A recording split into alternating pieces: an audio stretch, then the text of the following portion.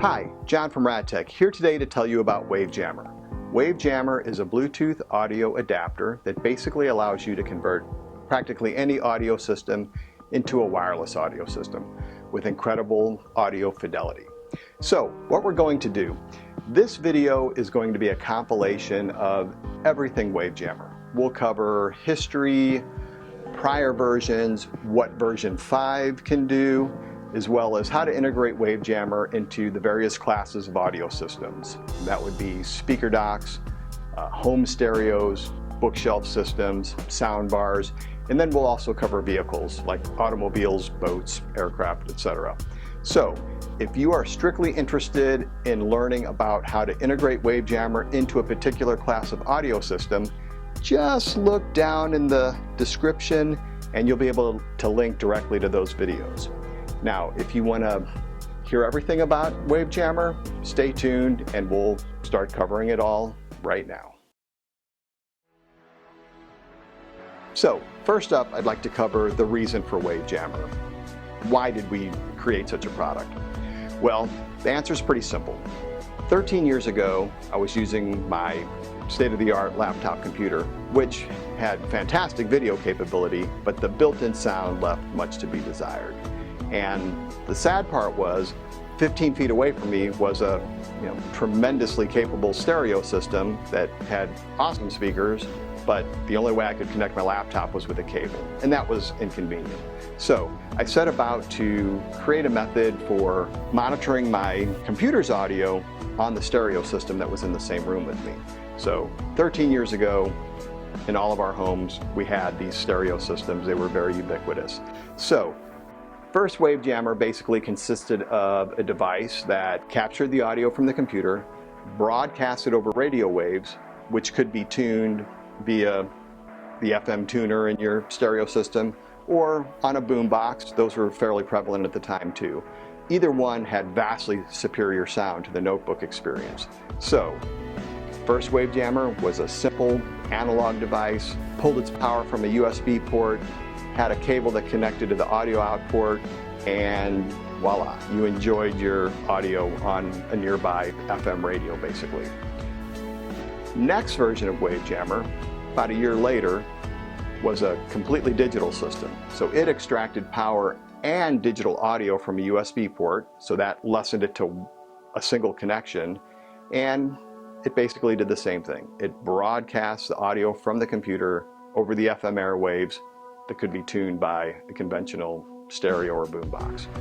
So great, that worked pretty well. The only problem was the power limit imposed by the FCC was very low. And at those power levels, it just wasn't a practical solution. It was never a commercial product. It couldn't be because the versions I built exceeded the maximum allowable power level, and so it remained just sort of a footnote in history. So, fast forward, 10 years later, those stereo systems and boom boxes were replaced by iPod speaker docks. Wouldn't it be nice to reimagine WaveJamr in a way that could easily be used with these things that millions and millions were sold? Everybody had one. Thought about that and decided the best way to do that was to convert WaveJamr from a transmitter into a receiver. So it simply receives a signal transmitted by your computer, and all computers are capable of this via Bluetooth. They can transmit audio wirelessly. Modern WaveJamr is a Bluetooth receiver which derives its power from the docking port on these speaker systems and injects the audio through the same port. Simple. However, version 5 has line-out capability built into the device, so it's not limited to just speaker docks. Now the device merely needs either a 30-pin docking port or a line-in or aux-in jack, and we're done. We supply power to the WaveJamr via USB to 30-pin charge sync cable, and audio flows through the device, out a jack on top, and we include a cable in the box, so connect it to anything.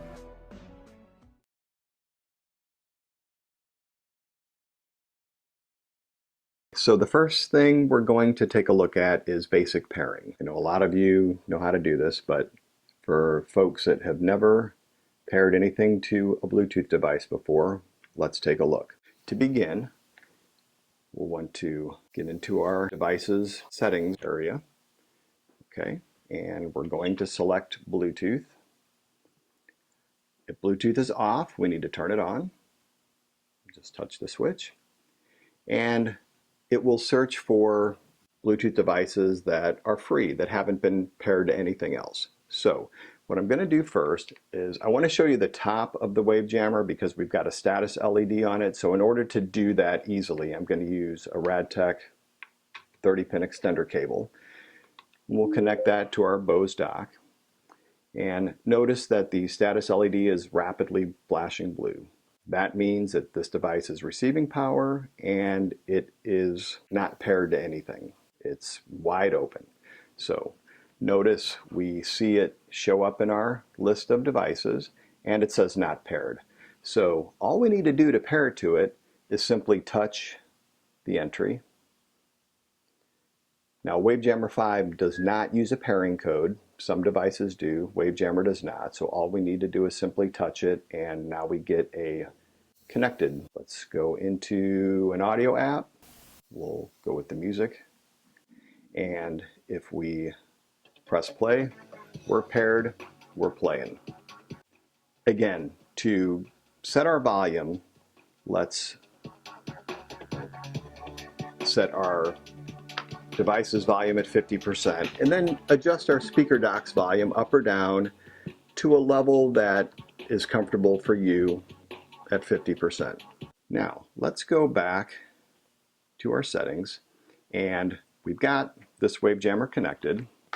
What I'm going to do is connect a second unit and we're going to come over here to this Sony. This is a digital dock, so I'm using the patch cable. Okay, this patch cable is connected into the aux in port on the back. So we're going to dock that. And we see a second instance of WaveJamr appear. It says not paired. So remember, we touch to pair. And now it's connected. Back to our music app.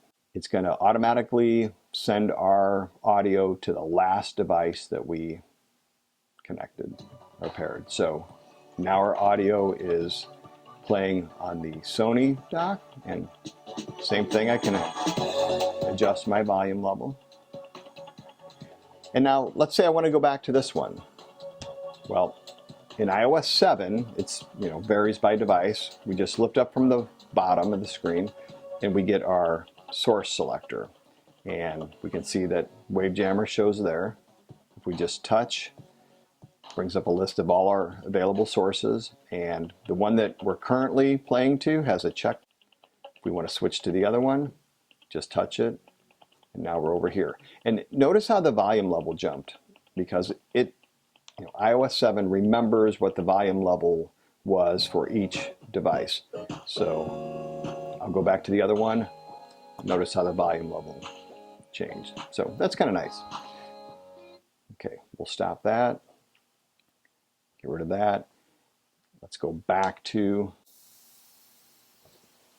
our Bluetooth preference pane. And I want to show you, if we disconnect the WaveJamr,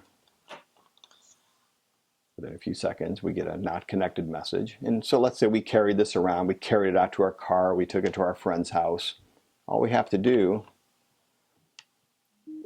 is dock it basically, and it will connect. So once we're paired, we don't have to ever mess with that again. If you want to let someone else pair to it, then you'll simply disconnect from it and let your buddy pair to it. But once you've paired to it, you never need to do it again. When you connect it to a different source, it's just going to work. I want to talk a little bit about the various ways we can power the WaveJamr. So it's got a conventional 30-pin port on the bottom. So that means we can power WaveJamr with any 30-pin charge sync cable. So here's a typical 30-pin to USB cable, and we can connect it to our iPhone charger, for example. there it is connected. We can connect it to, a third-party USB charger. This is the RadTech charger.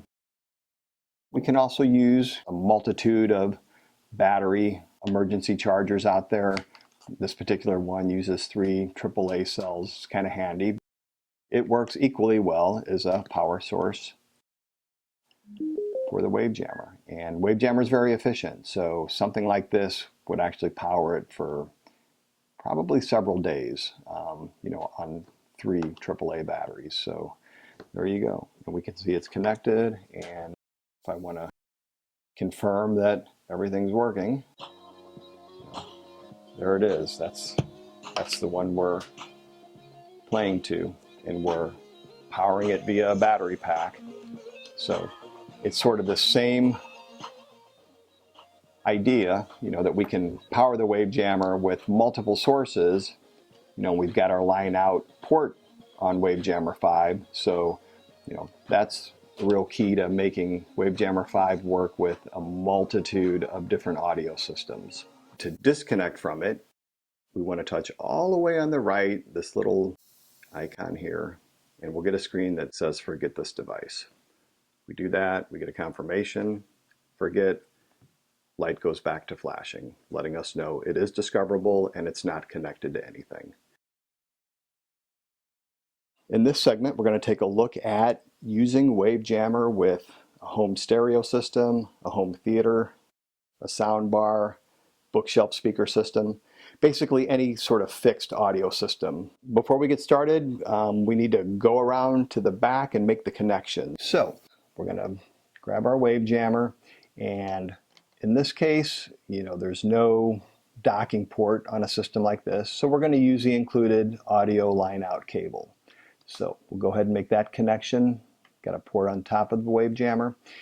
In the other end, this particular system has a 3.5 in, so we merely need to connect to that port. And if your system has a 3.5 in, by all means use it. But if your system does not, if it has a conventional RCA jacks, this one happens to have both, we're going to use the accessory cable. This is a female 3.5 to dual RCA, and we'll just connect our included line out cable to that, and then connect our RCA jacks. Really simple, red to red, white to white, sort of the universal color scheme for left and right. And then what's left to do is to power the WaveJamr. Now this is very easy to do. All we need is just a typical USB to 30-pin charge and sync cable. And I know lots of folks have lots of these laying around. We have them available as well. This happens to be a 2-meter cable that we have. It's nice if your outlets are distant and you need to cover some ground, so this gives you, over 6 feet of cable. And we simply, make the connection to the WaveJamr's 30-pin port, and then the other end is going to connect to our USB power supply. So, and you can use any USB power supply, but just one note here, power supplies vary in terms of how the voltage is regulated, how it's filtered, and that can have an effect on how the audio sounds. Not so much on how the audio sounds, but what kind of noise you have when it's quiet. So the Apple AC to USB chargers, they work very well. The RadTech line of DC and AC chargers, they're made with audio in mind, so they're nice and filtered, delivered a very stable, quiet output. So we merely, make the connection to the USB charger, plug it in, and we're all set. So, these cables, you can wind them up neatly and just sort of, tuck them behind your system. One thing you might want to be cognizant of is, Bluetooth uses antennas, so we generally, to maintain the best range possible, we don't want to surround the WaveJamr with a bunch of metal. Metal blocks, radio waves, so we want to keep it, somewhat out in the open. Behind the system like this is fine. But if you were thinking about maybe stuffing it inside this bass port or something like that, might not be the best idea. You can certainly experiment, and if it affects your range, simply move it. Okay, so that's the basic connection. Now I want to show you something that is kind of neat that you might want to do, and we'll just go ahead and remove everything. What I've done on this particular system is I've simply purchased an inexpensive sort of universal dock, and I've attached it via some double stick tape right to the top of my subwoofer cabinet here. And what's nice about that is, we can pop the WaveJamr right on that, and this is great if maximum range is desired. With the WaveJamr out in the open, no problem getting 50 feet or more of open air range. So when you do something like this, you'll need to make two connections to the actual dock. So the dock has a line out port. We'll go ahead and we can use our included line out cable. I've also added a little cable clip here. This is called the cable drop. We sell these as well. We make our audio connection. Again, if you had only RCAs, just use the RCA adapter. And then we need to get power to the WaveJamr. And I'm just going to use a black cable in this case, in keeping with the styles of everything here. So we'll connect our 30-pin cable there. And then this end, of course, is going to travel down and connect to our charger, wherever that's located. So now we've got a sort of a nice clean look. WaveJamr's up top. This is nice if you have one WaveJamr that you're going to move around. So it's really easy to just pop it off, take it out to the car, take it to another room. So that is integrating a universal dock solution into a home audio system. Okay, next let's take a look at how to integrate WaveJamr into a setup such as a soundbar connected to a television, or for that matter, any setup where you've got speakers already connected to a device. And we don't necessarily want to disconnect the speakers from the soundbar from the television, for example, if we want to stream our music from our phone via WaveJamr. So what we kind of want to do is splice WaveJamr into the existing wiring, and that is very easy to do. So this is a typical television set. We've got speakers connected to it, and this basically is our cable coming from our soundbar or set of speakers. And what we want to do is we're going to use the Y cable that we talked about a minute ago. So we're going to go ahead and plug the male end of the Y cable into our television or whatever device happens to be sending audio to speakers. And we're going to now plug our soundbar cable, which was previously connected directly. We're going to plug that into one side of the Y. And the other side of the Y, we're going to connect the included WaveJamr line out cable. So we make that connection. So as you can see here, the soundbar is still connected to the television, and now we've also added the line out cable for the WaveJamr. We'll go ahead and connect to the WaveJamr, and then the WaveJamr needs power, so we're going to just use our conventional 30-pin to USB cable into WaveJamr. This is already connected to an AC charger basically, and we've got our blue light. We're all good to go. Now we can just sort of neatly route these cables and kind of tuck the WaveJamr in wherever it's convenient. Remember, it's always better when the front of the WaveJamr can sort of point in the direction where the Bluetooth signal would be coming from. So if it's in a living room, don't point it towards the back wall, just point it out into the living space. And we'll just kind of hide our WaveJamr back here with the front sort of facing out. And incidentally, when you're working with speakers like this, or soundbar, whatever it is, it's always better to either turn the volume all the way down or disconnect them from power so that when you're making these connections, you're not thumping the speakers. So we're going to go ahead and power our speakers back up, and we'll take a look at our phone, and we've already connected to WaveJamr. I was previously paired with this unit, so as soon as we connected it, it made the connection. Start a song, and there we go. And again, we've got volume control from our device. And if we wanted to, watch the TV, we basically, just want to stop our music here. Use however I would like. And we play our video content. We've got volume control from our remote, just as we normally would. And again, if we want to stream music via WaveJamr, we just want to be sure and turn our TV off, and then we can go back to our smartphone in this case, start up the music, and we've got control from our device.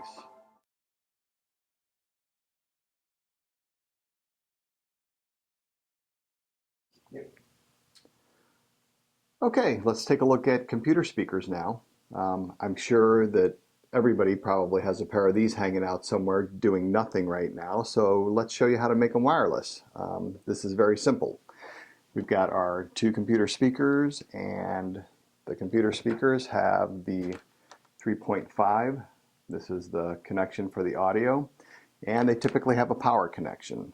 So we've got the power connection plugged into our power strip here, and we've got our typical AC to USB charger / power supply, also a standard USB to 30-pin cable. Everybody's got a couple of those laying around. That's what we're going to use to connect WaveJamr to power, and we're going to plug our speaker cable into the line out jack on the WaveJamr.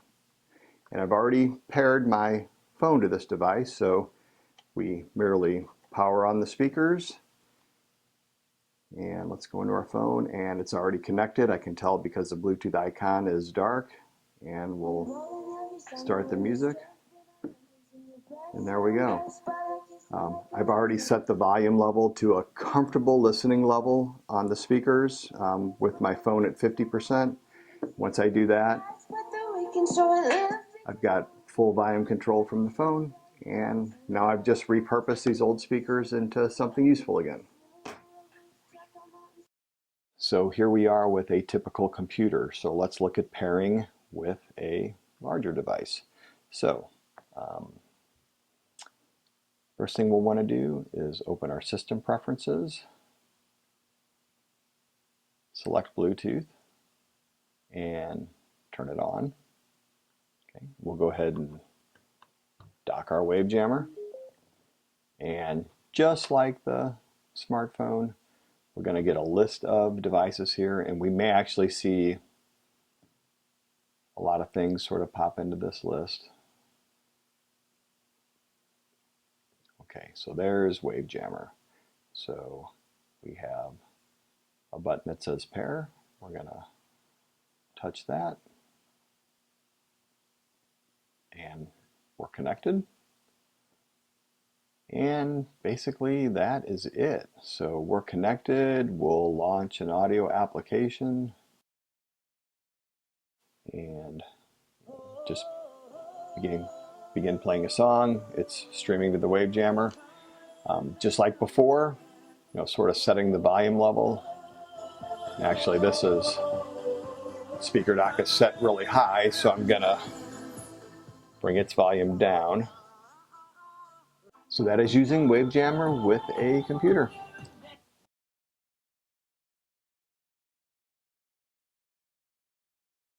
Okay, let's look at what's involved with integrating WaveJamr into an average vehicle's audio system. So, the components we need. First off, we need the WaveJamr and the included patch cable, any USB-based automotive charger, and then just a typical USB to 30-pin charge sync cable. We purposely selected this vehicle because of sort of the awkward layout of things. This is our aux in port, and It's a long way to the cigarette lighter or auxiliary power port, but we can still do a really good job with this. So with our included patch cable, we're going to use the 90-degree end into the audio in port. Next, we connect the other end to the line out on the WaveJamr. And then we want to, kind of route this cable neatly. And we've got a cubby down here, but of course we could tuck WaveJamr into any space that's convenient. But we're going to use this cubby because it's here and it's easy. On the other end, we're going to power WaveJamr with our typical USB to 30-pin cable. Okay. And what I'm going to do is going to tuck the WaveJamr and this cable into the cubby, and it'd be really nice if I could mount it against the side. It doesn't take up much of my cubby space, and it would allow this cable to make a nice sort of clean run down the dash. And the easiest way to do that is to just use a piece of tape. Now you can use some foam tape or something better, but for the purposes of this demo, we'll just use a loop of typical clear packing tape. Get that cable routed nice and tight. Stick the WaveJamr to the side of the cubby.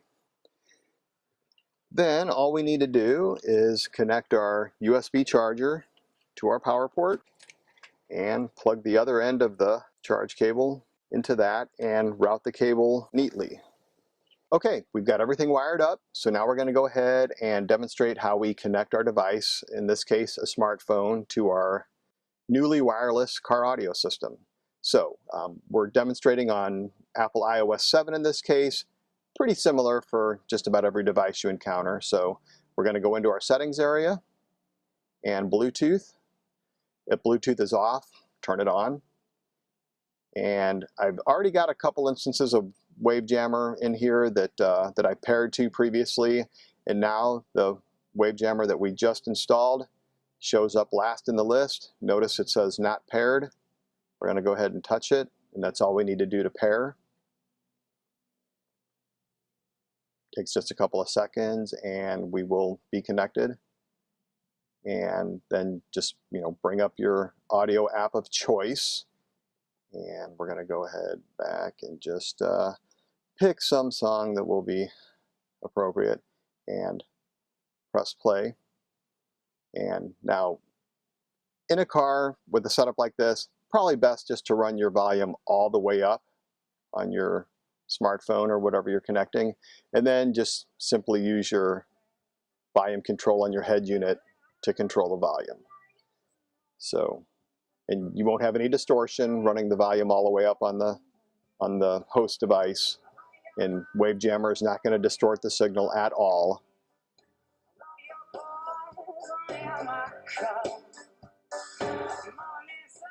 So we've moved over to another vehicle, and I just want to point out the Bluetooth icon in the menu bar.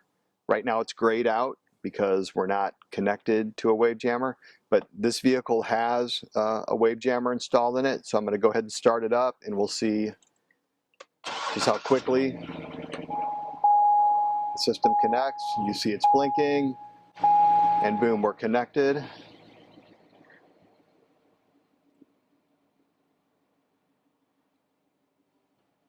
So we start our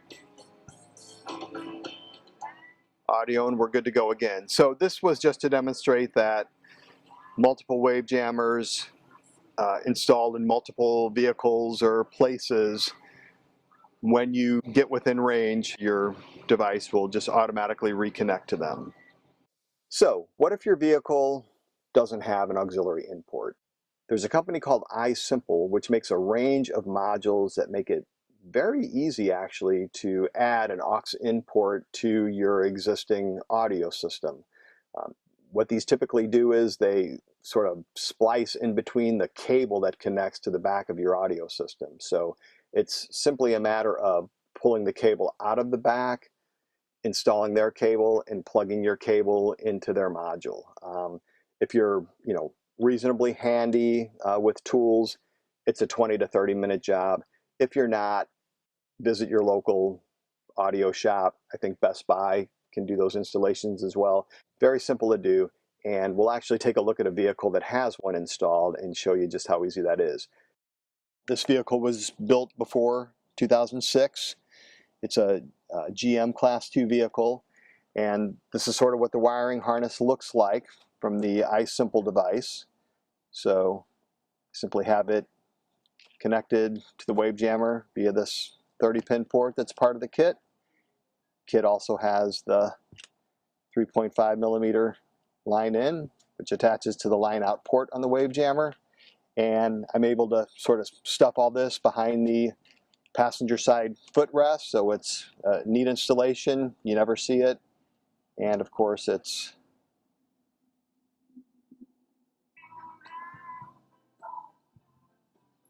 just works. And we'll adjust our volume from our head unit. Remember, we keep the volume on our device all the way up and do all the volume adjustment from the head unit. And that is using WaveJamr in a vehicle without an aux in port.